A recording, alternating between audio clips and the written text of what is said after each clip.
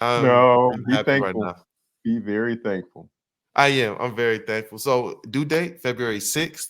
We were hoping to Feb have a 6. Super Bowl Okay. baby, a Lions Super Bowl baby, but I with the news of Ben Johnson coming back, man, I maybe next year we'll be celebrating the baby's birthday while the Lions are in the Super Bowl. So I mean, that's significant, man. That's free agency before you even have free agency, or the draft before you have the draft to have Ben Johnson coming back.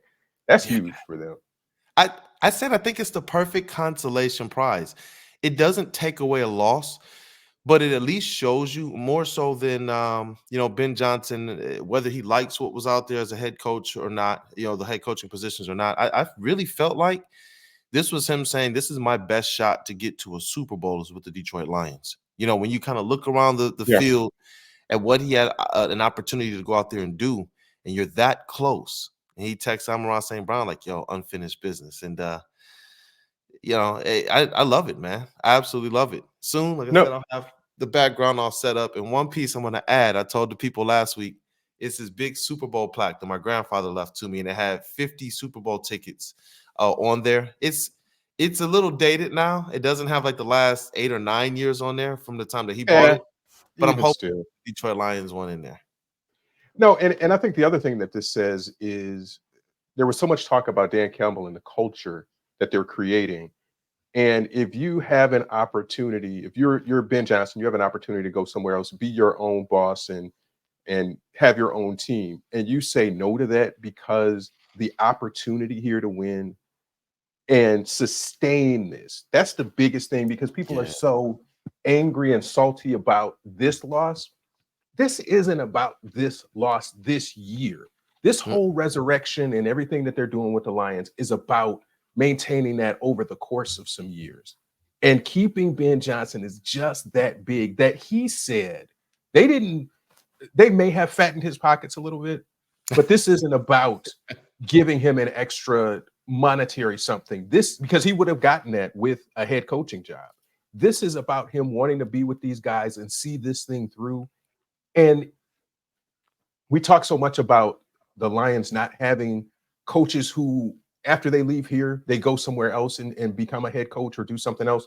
This is a guy who stayed in Detroit to do it. And he I sees like that. that. If that doesn't give you encouragement about where he thinks a guy on the inside thinks this team is, then nothing else should. He tamped down the stuff for himself to say this team can do it, and it's not in 5 years. This is in like 1 or 2. He's encouraged enough that he can do it. And Washington has what, the number 2 pick? I Yeah. want to say Washington has the number. So he's going to get a quarterback. If he went to Washington, he would have gotten the quarterback essentially that he wanted. Maybe not Caleb Williams, maybe whoever, Michael Penix, whoever is there. So he would have a brand new young quarterback to start this with.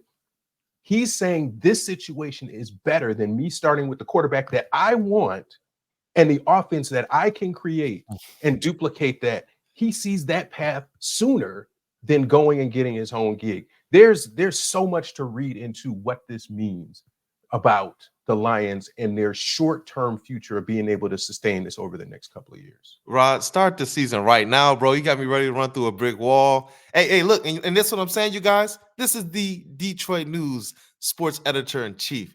The man just knows ball. He knows sports, man, and I love it. Hopefully, in the future, we got some cool things that we can bring to the platform and be able to get Rod's knowledge on even more. But That welcome was to the Woodward Pistons podcast. Now I just feel like the clouds are just kind of coming. that, that wasn't even on the Lions. Boy, I love it. we didn't even start the intro yet or do introductions. It's just sort of, all right, let's just talk about sports, and boom, the flip switches, and it's just boom. Yep. Look, welcome to the Woodward Pistons podcast on the Woodward Sports Network. My name is Brandon Dent, aka Detroit Kool-Aid, and I haven't gotten to do this in some time. So I need you guys to help me out as well. It's the legend. We got to get the drum roll in here. We already said, look, I got the keyboard here too. We're going to play some tunes this morning. It's going to be a full-on band. Let's go with that drum roll for the legend. Hey, yo, shout out to the legend, Detroit News, Rob Beer. Let's go. That was the keyboard there. That was my best impression of the keyboard. But, brother, welcome to the show. How are you doing this morning? Man, it's been a couple of weeks. It's between the Michigan National Championship and the Lions run in the playoffs. It has been a couple of And weeks. the Every Pistons Wednesday. trade. Okay.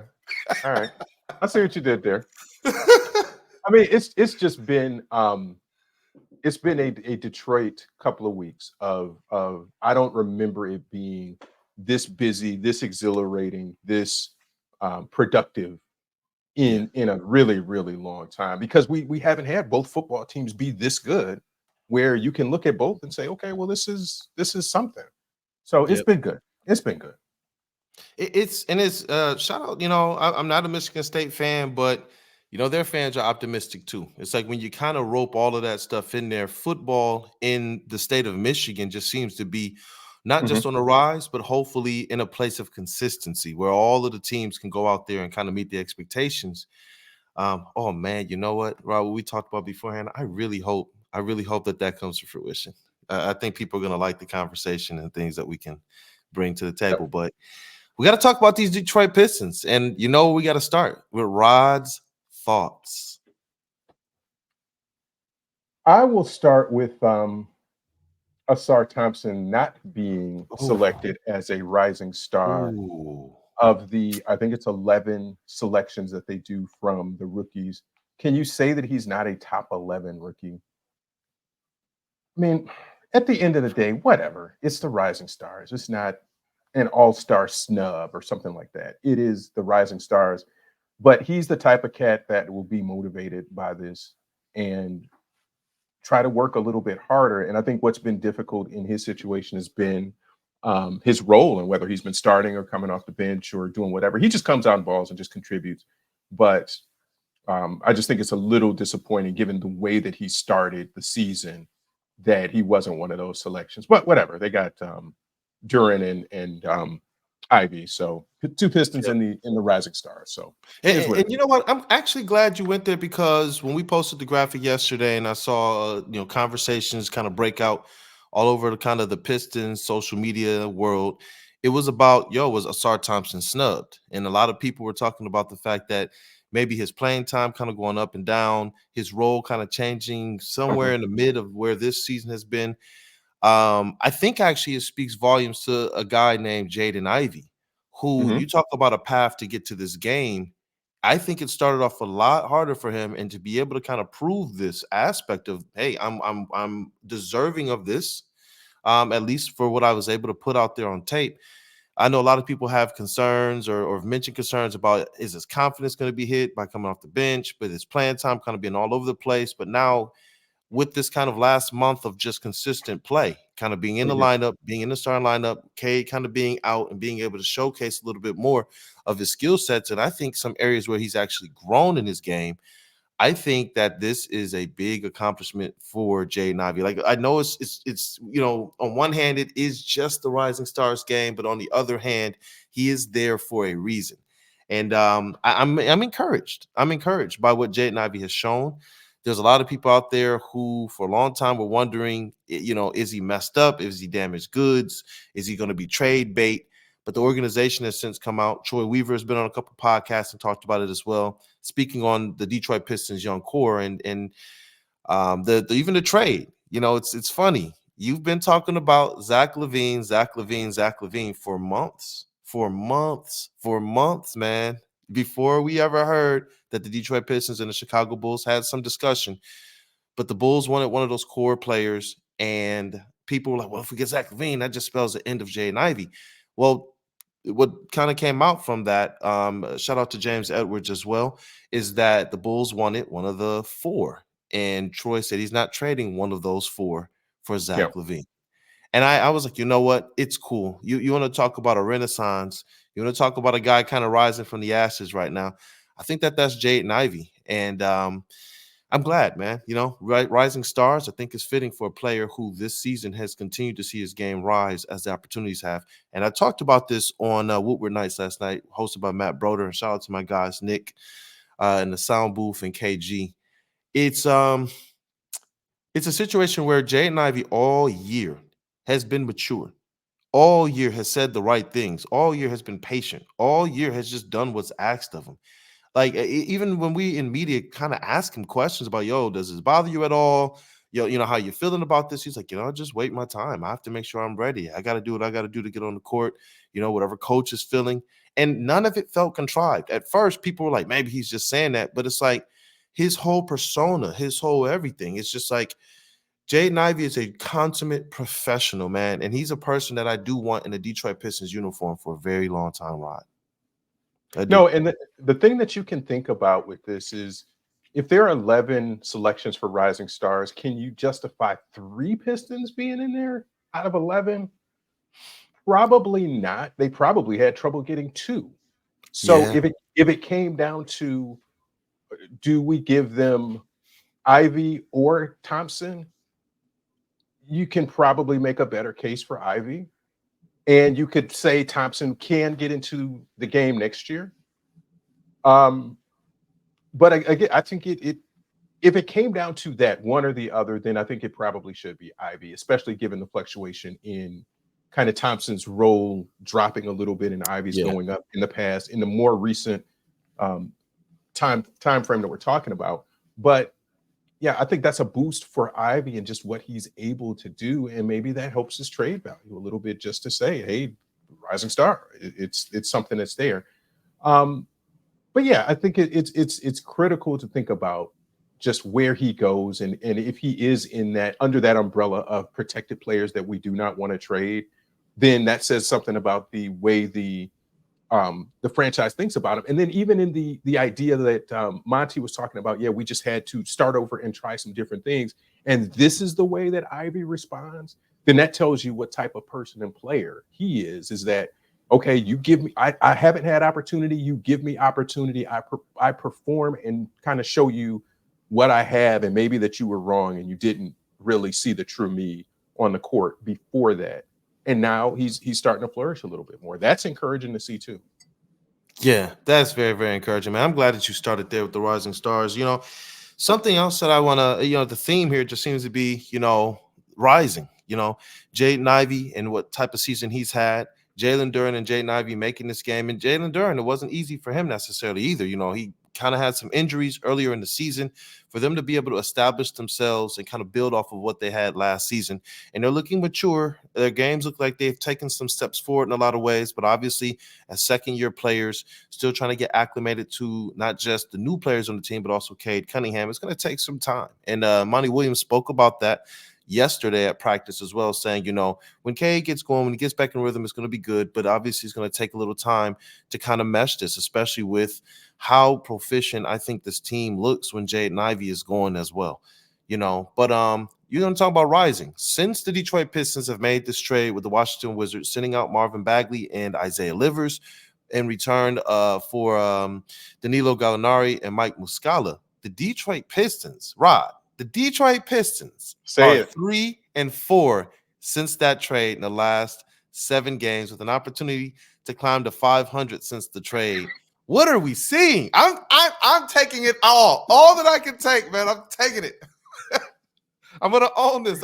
It's like, bro, man, these Detroit Pistons, they've played better. They beat the Oklahoma City Thunder. It was their first win over a team over 500. They out-rebounded, they out-assisted, and in my opinion, they out-hustled. And that's been one of the things that I've kind of seen pick up since that trade as well. I don't know what the conversation is in the locker room. That's one of the things I'm going to ask Monty Williams at the next media availability I'm at. But what are you thinking, man, about this trade, about kind of this mini resurgence? And, is this something that you think will be sustained? Sure. That doesn't matter. Doesn't matter in the big scheme of things, though. If you're not, you want to see it be sort of progressive.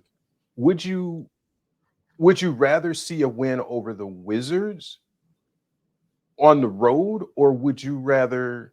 Mm, Or no, that Wizards game was at home. Or see the win over the Thunder.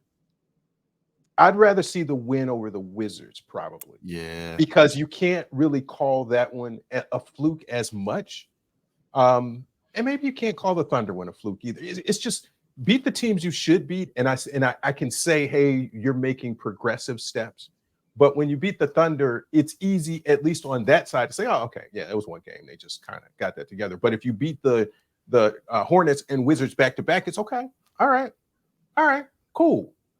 So I don't know. You can take whatever you want to out of that. You can say the Thunder win is the second day of a back-to-back. You had every reason to kind of mail that one in, and you didn't. So the trade itself, sometimes it's clearing things out and putting people on notice that things can change immediately. And you can be gone. We're looking at other options, and your brothers that you started the season with are not here anymore, a couple of them, because we made this deal and we're trying to improve the overall roster. But it has that feel, certainly, that they aren't done. You don't really feel comfortable until after the trade deadline that think that you're safe, as it were, with where you are on the roster. So I think it's a little bit of uneasiness coming up to the deadline, and you'll see if this trade really pays some dividends.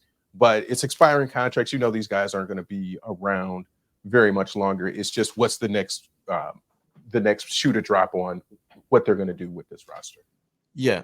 But another player who's also come back and contributed nicely in his first game back, Monte Morris, the Detroit Pistons actually got out there and got a W in his return. And honestly, you talk about a player that if you have him in the beginning of this season to start this year, I think the Pistons' fortunes are a little bit different. Rod, that's a pro's pro. As in the words of George Blaha, I've liked what I've seen from Monte Morris. I'm hoping, when Cade Cunningham gets back, I don't know, I don't know necessarily what the lineups will be, because when Monte got back with Cade, Monte was still on a minutes restriction, according to Monty Williams. They didn't want to kind of rush him back. And with Cade Cunningham as well, similar thing. He said that they're trying to pay a little bit more attention and a little bit more mind to what Cade Cunningham has been through. That surgery last year wasn't just you got a surgery, that's good to go. It's something where all summer he worked and pushed hard to get back to this point, and they want to make sure they're not overstressing that leg, especially if they have, according to them, big plans ahead, especially with trying to get in the right players before the trade deadline, as well as the most pivotal offseason with this restore to date. I don't think that you will have one more pivotal next season or any seasons after this one.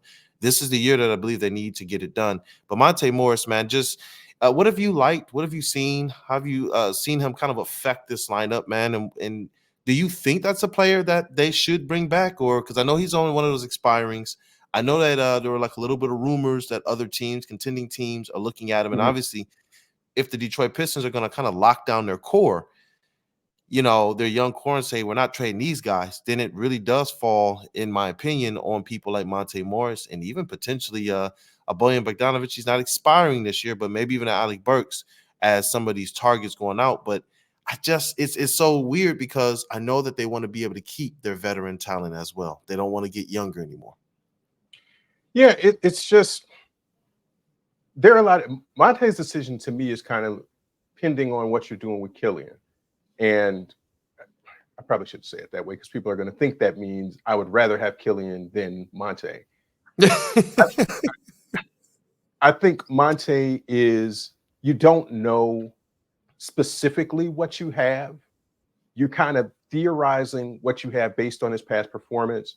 And where that can hurt you is sort of a Joe Harris situation where, hey, this is Joe Harris's bio. This is who he is, and this is what he's going to bring us. And then he gets on the court this year, and he's not quite that. So I think you almost have to say, you make a decision on that. And it's a numbers game. And I think you go by what Monte's overall profile is and stick with that. I think Monte over, let me say that clearly, I think Monte over Killian for what we've seen from Killian.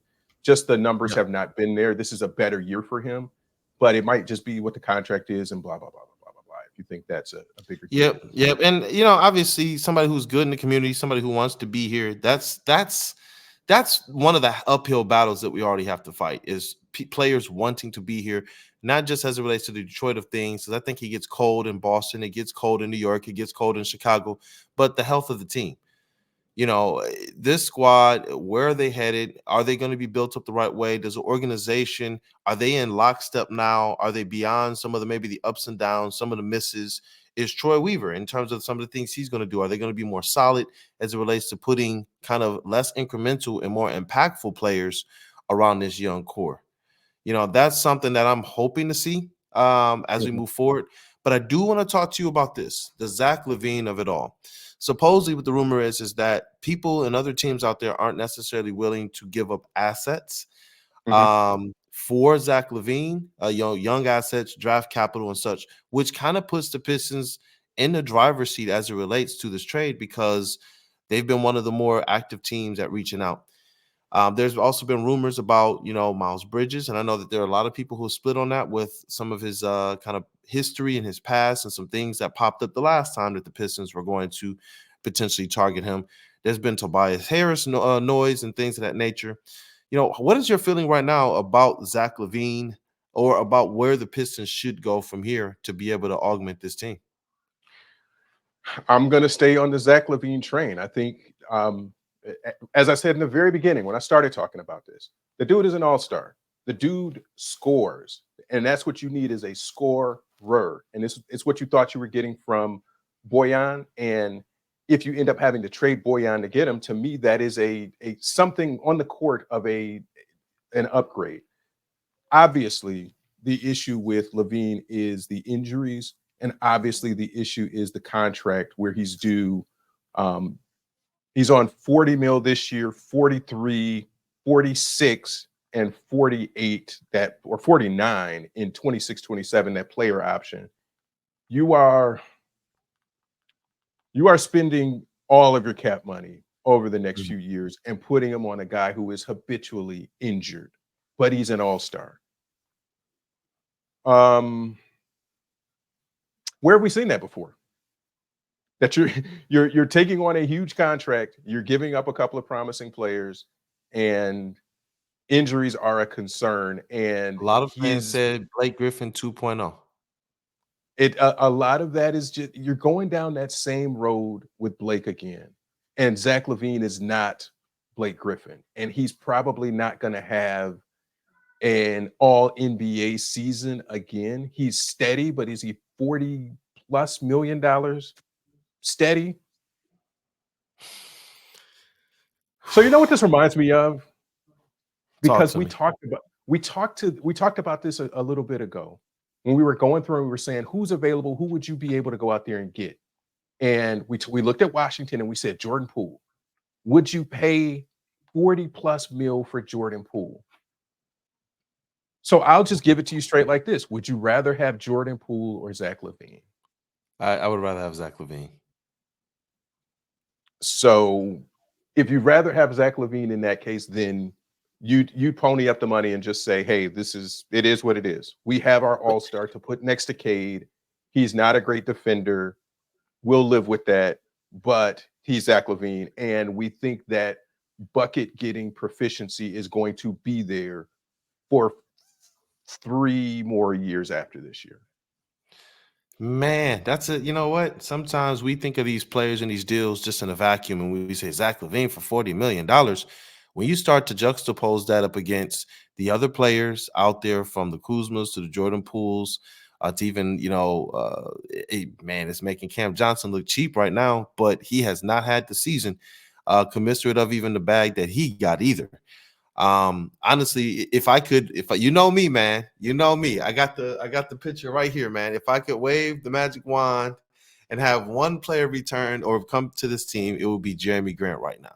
I don't know what it would take to get him because obviously Portland is not just in the business of saying, hey, let's just help out the Detroit Pistons with a plus player who's not injury prone, with a plus player who can play two ways, with a plus player who can hit the three-pointer pretty well. That's not how this is going down at all. It's not at all. Nope. To get him there, it's going to require, I think, a haul. I really do. I don't think that he's a For contract Jeremy, that, yeah. you think a haul for Jeremy? I as it relates to Hall, I mean, I think one of those young core, at least one of those 4 players that Troy Weaver said he didn't want to give up. I think it would take that. What is your thoughts on that? Actually, Maybe, maybe not. If it's is the demand higher for LaVine or for Grant? right now it's probably for LaVine. They say For that a couple teams are kicking the tires on LaVine. Are teams kicking the tires on Jeremy Grant? I haven't heard one rumor. There you go. So same contract frame going through 27, 28. And Jeremy Grant is next year 30, Mm.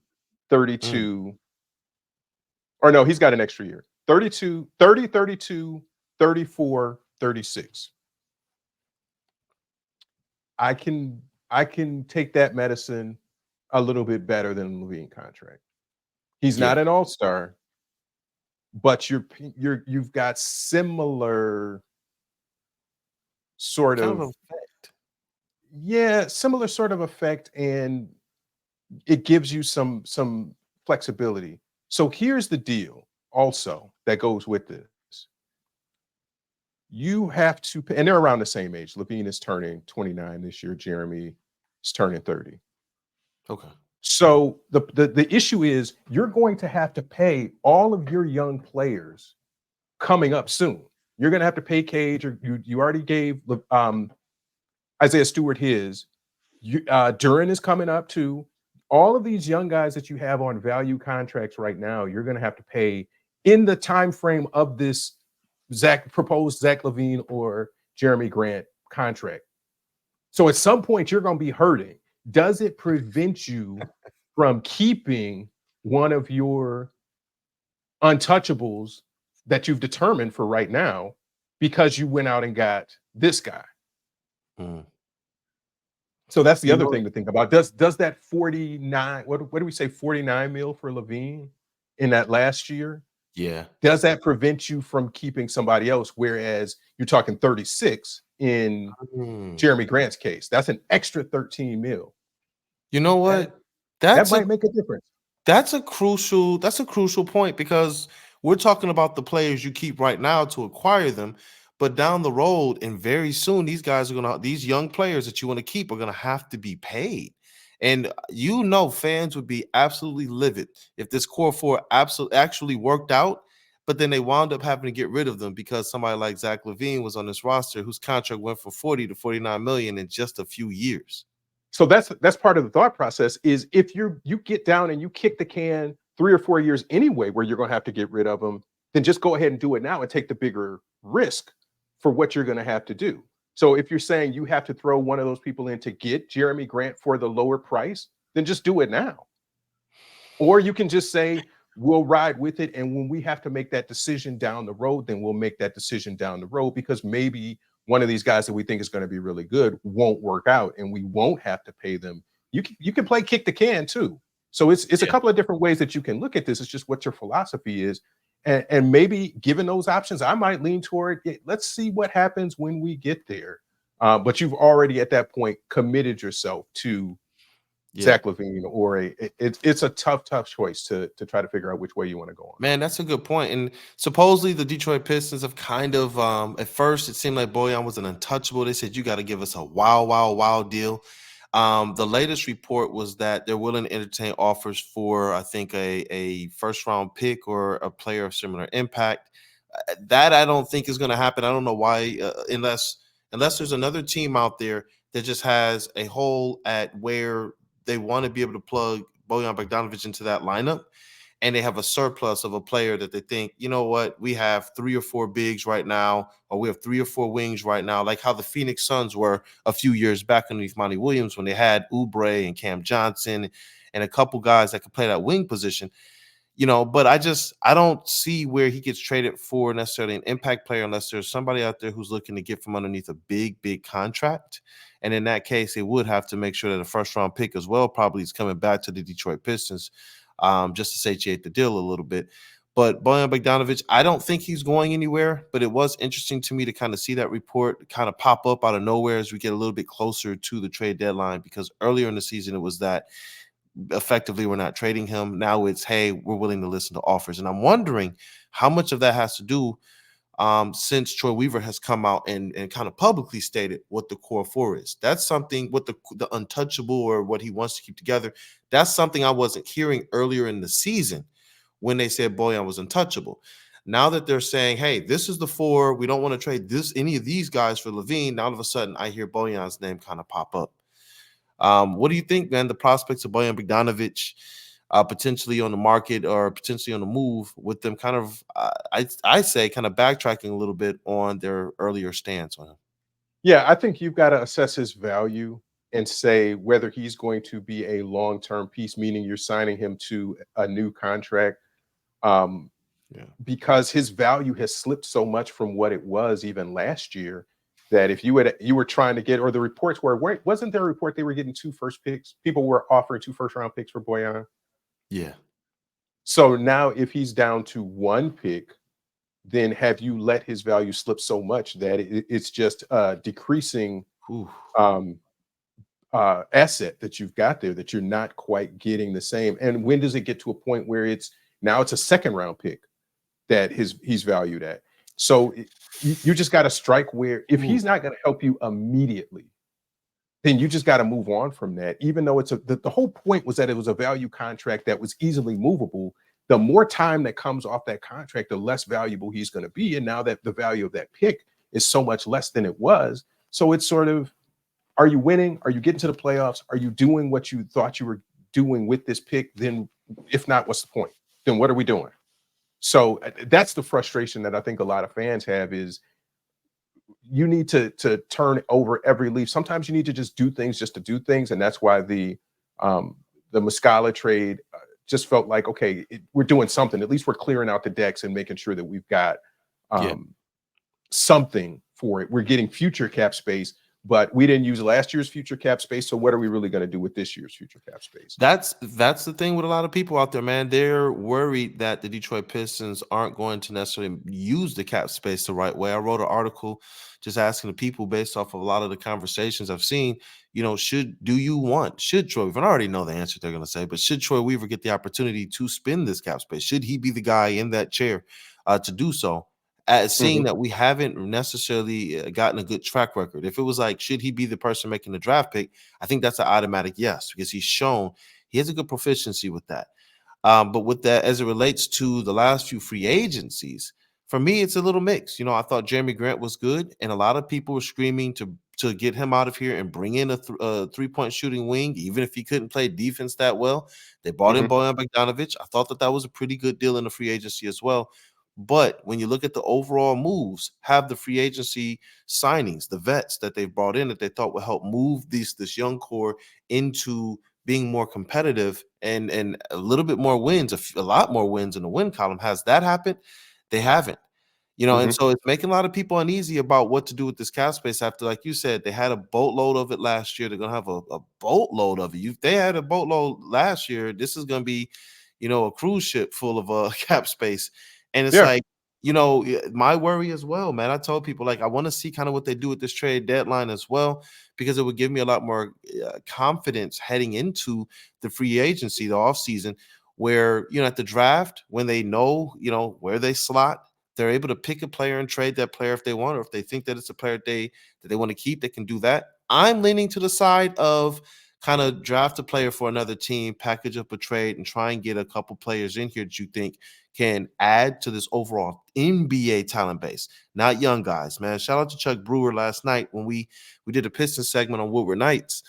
And he was saying, it's different today in the NBA, because before you used to be able to go in and kind of select your one player. That player's going to come in with maybe 2 or 3 years worth of NBA experience. Now you got a lot of one and done players who are coming into the league, and their first 2 or 3 years in the league is about, their first 2 or 3 years in the league is about learning it, before they're ever able to actually make a contribution. And there are some young players who are ahead of schedule. There are some players out there who they hit the ground running, but largely when I kind of look at this thing, it's a lot of hit or misses with these guys. And over the over a span of time, I see some of these players after like 3-4 years start to actually hit their stride. So I'm Yep. hoping that there's a lot of NBA talent on the Detroit Pistons radar to be able to add to this roster and kind of move this team into a place of winning. But one player in particular, man, with this core four, there's things that I could say I want to see this person do this better. I want to see that person do better. But with Ausar Thompson, I wanted to get your thoughts on this before we kind of wrap things up. Um, with Ausar Thompson, there's a lot of fans out there who obviously they know that his shooting is down, but they believe he's not being used necessarily the right way. They think that there Hmm. are better ways to get a little bit more out of this player. I think he's one of the few players on the team that has this kind of innate help side, is instinctual help side defense. I think that he's one of the few players on this team that actually cuts and fills the empty space. So when there's a pick and roll at the top of the key and it creates that void on one of the wings, I generally see Ausar Thompson kind of cut in and he kind of gets the ball and gets that baseline dunk or an attempt at the rim. Um, but I really believe that he's the type of guy who, if you put the ball in his hands or if you use him in the pick and roll, I think you get even more out of his skill set because of how athletic he is and how he gets to the rim and he can draw some fouls, man. He's not necessarily a player that I'm looking at kind of going up hesitant. He's not necessarily a player that I see kind of shying away from contact. I wanted to just get your thoughts on Ausar Thompson and what would you want to see to be able to get the best out of the type of player he's showing himself to be right now, while they still try to work on things like his outside shooting. I know at practice, I've seen him working on his mid-range game a lot more than I did in the beginning of the season. In the beginning of the season, I saw him doing dribble drive stuff, and I saw him practicing threes in the portion of practice we could see. That's not to say that he wasn't working on mid-range in the parts that we're not able to see, but more lately, I have seen him working on that mid-range shot, that mid-range game, kind of the space that the defense gives him. They kind of back up a little bit when he's at the three-point line. If he could step Hmm. in and be something reliable or step in and find a way to get to the rim, similar to like Jaden Ivey, I thought that would be a good addition to his game as well. Yeah, and think about Ivy too. Is it's interesting that you mentioned that. Is coming in, he was just kind of a here's what his game is, but there's so much room for him to expand out and to be more. And that's what I feel about Asar's game. Is it's not quite defined yet. He's not certainly not a perimeter shooter as his primary forte, but he can do just things with the ball. He finds buckets. He's the guy at the gym, the Lifetime Fitness, or wherever you play pickup ball, who he gets buckets. He might hit a jumper in the corner, then he'll drive, then he'll figure something out. He does good things on defense. He does so many good things that it's hard to keep him off the court. And that's the quandary that the Pistons were in, was that, well, he's not a three-point shooter. We can't put him in the corner, but he does so much stuff on defense that we got to find somewhere to put him on the floor just to so he can be himself. That's who Yeah. he is. That is his profile. Is just a player, just an all-around guy. Um, I will say the name Stanley Johnson.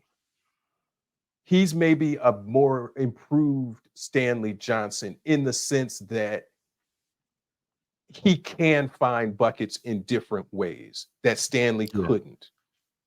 But he had the same defensive instinct. Stanley could lock you down, and Ausar has the same sort of potential to do without the same physicality. He's just a different athletic guy, where Stanley was a bit bulkier and he could bump you and take you off your spots. And he could guard LeBron. I don't think you want Ausar guarding LeBron. So it's some similarities, but some differences there too. But I think Asar's game is just still to be figured out. He's still very raw, and the skill set is there that he's just a ball player. And I think that's the key. Yep. Sorry about that. I was texting one of my social leads here. Yeah, with all this Ben Johnson stuff, man, it's been a whirlwind over here. But no, I agree with that. I agree with that. One of the coolest things this year has been just kind of sitting back and really looking at how these guys do when they get their opportunities. And I absolutely love that Ausar Thompson, every time he gets his opportunity to go out there, his prowess doesn't change. Like the way he Mhm. attacks, the way he Yep. tries to play defense, none of it changes. And I think you said something important there too. One of the things that I initially thought, okay, he's going to be able to guard kind of whatever wing is out there. Those bigger kind of 3-4 hybrids have kind of given him fits. Hmm. I want to kind of see him play more like a 2-3. I think that it puts him in a position to give those guys fits, Hmm. especially with how when you look at this Detroit Pistons lineup, there's a lot of tall players. I mean, when you factor in, you can run Kay Cunningham out there, Jay Ivy out there. Yeah, I know a lot of people don't want Killian Hayes necessarily out there, but he's still at 6'5". Hmm. You put Ausar Thompson there and then Jalen Duren, and then guys like Mike Muscala. Like I know Isaiah Stewart is a little undersized, but his wingspan, his reach, and things of that nature, I think it puts him in a position to where he can find himself matched up with players that he can potentially dominate from a physical standpoint. And I'm hoping to see him being put more in a position to do that, to try and get his best. Like I said, I don't see too many players that can realistically match up with his athleticism, with his mix of athleticism and physicality at the 2-3 spot. I think that he has to learn, like Troy Weaver said when he drafted him, the nuances of the game. He definitely has to do that. That's one thing they said. They said his defense, they believe, is ready to go day one to defend the Hmm. players that they want him to. But offensively, obviously, he's going to have to learn the nuances of it. And Marcus Sasser, who he's just been on a tear. I don't want to leave him out of kind of this rookie talk, this core talk that we were talking about. He's been looking really, really good. And I got to ask him a couple weeks ago, are you hitting your stride? How you feeling about this NBA game? He said, nah, I'm still learning. I'm still learning. Because I talked to him, he was the leader of that team of Houston. Hmm. He was the older player. He's the same age, if not older, than a lot of the young core. And I asked him, do you find yourself lending your voice a little bit more since you are one of those older players? And he said, nah. He's like, some of these players, they've been in this league longer than me. I'm still trying to learn from them. He said, where I can encourage, I encourage, but I'm still trying to learn. And I think that's one of the most crucial parts here. The Pistons are in this kind of weird conflicts right now where it's like you want to be able to augment this team, get them the right players right now, but you also don't want to block their development, their learning, their ability to step in and to fill those roles. You Yeah. know what I mean? Because if you have a core four, you want those guys to be the guys. So all of a sudden, even if there's another player that's available, you got to stop and think a little bit like, well, do we really want that player who's going to now play in front of our guy who we need to get this experience? I don't think that they thought they would be losing this way, but I also believe that the experiences, as long as they're playing, it's invaluable what the young core is getting this year, man. Yeah. No, that's good stuff. So, all right, I think that's all right, man. Any last words from you? No, I think we covered it all. I appreciate you greatly for being here, and you people as well, man. Hey, again, this is free agency time, man. Put in the comments if there's been any other names that you've seen. How you feeling now about Zack LaVine? Because I've seen people start to cross over, Rod. At first, it was like, why y'all talking about Zack LaVine? Now I'm starting to see people like, wait, can we please get Zack LaVine? Is it a It's real it's shot? it's it's risky. It's not an easy thing, but we said that from the very beginning. Is that it's a lot of, you got to do something. You feel like you got to do something. You don't want to do something crazy, but there is a Yeah. ton of risk that goes along with Zack LaVine. Yeah. Well, all right then. Hey, look, man. Thank you guys for tapping into the Woodward Pistons podcast on the Woodward Sports Network. I'm your boy Brandon Dent, aka Detroit Kool-Aid. And we got to get the legend drum roll out of here, man. Y'all already know what time it is. Hey, yo! Shout out to the legend and thank you, brother. Detroit News, Rod Beard. Got to salute every now and then because he is the chief, the sports editor in chief. I love it, man. Thank you, brother. All right, bro. Enjoy. Thank you. All right. Till next time, you all.